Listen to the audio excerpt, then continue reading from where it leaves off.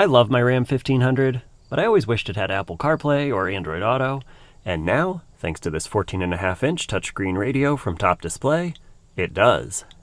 This completely changes the look of the interior and makes it look like a new truck.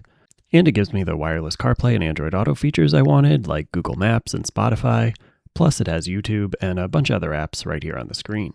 Installation is super easy. It's all plug and play, there's no cutting or splicing wires, and no permanent modifications to the truck.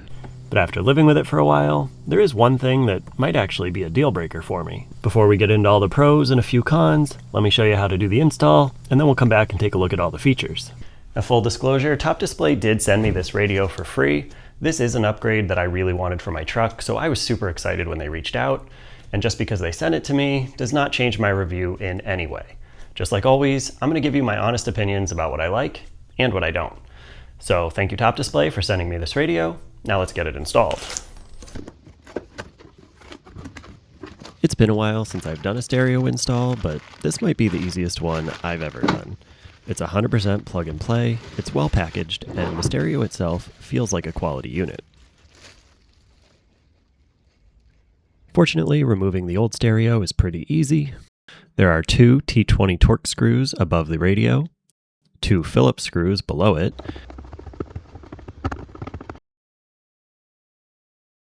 there's one 7mm bolt holding the center console trim in. Open the center console, then lift up on the trim piece to release the clips.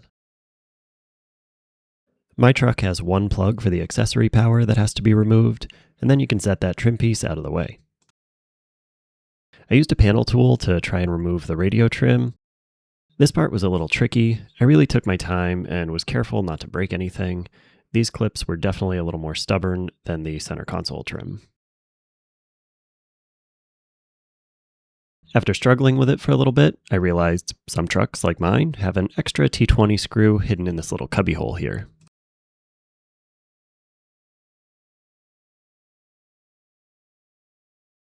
With that out of the way, I can actually remove the trim and start unplugging things.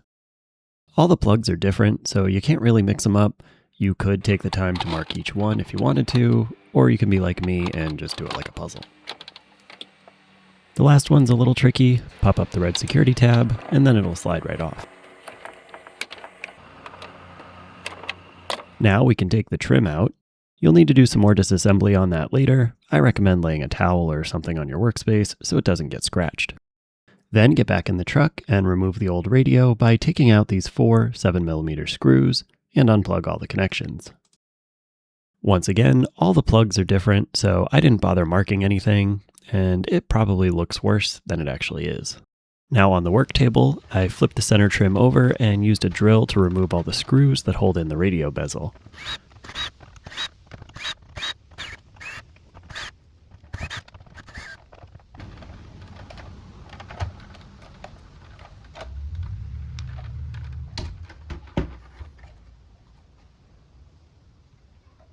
Then flip the new radio face down and remove these little screws at the top.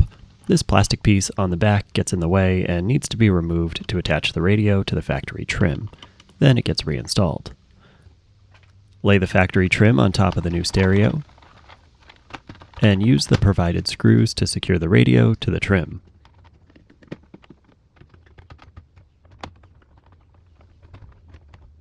Then you can reinstall the black plastic piece on the top.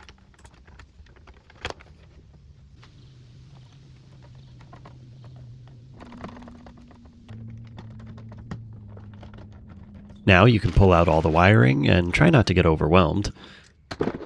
These are the provided instructions, which honestly aren't super helpful. Luckily for you, you found this video, and I'm going to show you what you need to know. I started with the radio antenna, then this little guy, then moved on to the main harness. This is all plug and play, and all the plugs are different sizes, so you really can't screw it up. You just have to figure out which one goes where. This is one area I think the instructions could improve. If they just numbered all the connectors on the picture and then labeled each plug, this would go a lot faster, but it's really not that hard to figure out. The only one that gave me trouble was this one that's labeled AC. AC is pretty important, so I wanted to make sure that works. Turns out that this plug is only used on trucks with manual AC, so with the automatic climate controls in my truck, you just leave it unplugged. Next, I installed the external microphone. It does also have one built in, but they recommend using both for the best sound, so I installed mine here behind the kick panel. It actually fits perfectly, and I just used some double-sided tape to secure it. After reinstalling everything, you can't even tell it's there, and everyone I've asked says my phone quality is excellent with the new radio. I installed the GPS antenna behind the radio under the dash. As long as it's not blocked by anything metal, it should work just fine under there. And here's where I made a mistake. I installed the radio without the internet antenna because I didn't think I was going to use it. Turns out you kind of need it. I'm going to show you how I installed it later, but you should install yours now. Once again, the rest of the wiring is just like figuring out a puzzle. Plug all the factory controls back where they go, and connect most of the factory wiring to the new harness. I say most because you don't use these two plugs.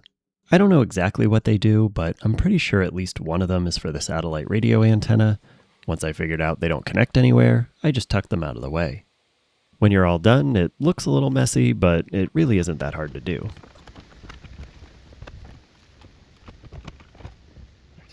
I gave it a quick test before putting the dash back together, just to make sure everything was working properly and I didn't miss anything. Everything seemed to work perfectly, except I could only connect to XM through Android Auto and not through the radio's built-in app. This is because the radio uses internet instead of satellite for this connection, and I didn't install the internet antenna.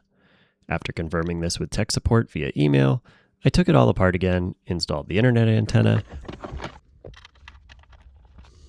put it all back together, and it still didn't work. This time it was user error since I'm technologically challenged, but we'll get into that more later. Now that I've had a chance to live with it for a few weeks, let me show you what I really like and the one thing that I don't. For me, the main reason to install this stereo is Apple CarPlay or Android Auto, and this thing is really good at that. It connects quickly, it's responsive, and once it's set up, it works exactly like you'd expect. Now I've got a huge screen for Google Maps, which is probably one of my favorite upgrades. I can have directions right in front of me instead of looking down at my phone. I can jump between Spotify, audiobooks, SiriusXM, and whatever else I normally use on my phone. With the internet connection, this thing is basically like having a tablet built into your dash. You can even watch YouTube, which is cool, except now my kids are constantly asking me to put YouTube on. And apparently I can sit in my truck and watch my own YouTube videos too. You can tell the screen is made with quality components. Check out how good the backup camera looks, both during the day and at night.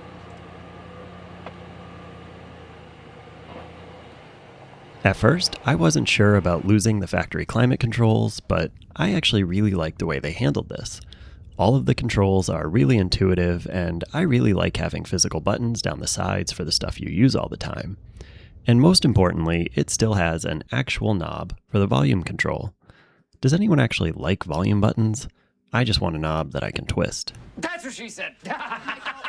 Anyway, I really like having both options. You get the big touchscreen when you want it, but you don't have to find your way through a bunch of menus just to find the controls. There are also a ton of settings you can play with, which is great because you can really set everything up the way you want it. But for me, this was actually the hardest part. I'm a little slow when it comes to all this tech stuff, so figuring out all the settings, logging into my accounts, and remembering all my passwords was kind of a pain, but now that it's all set up, I really like it. Another really useful thing they have on here is the Car Settings app, so you can still access and adjust all the factory settings. This is especially important on my truck since it has air suspension, and I need to be able to put it in jack mode in order to lift it.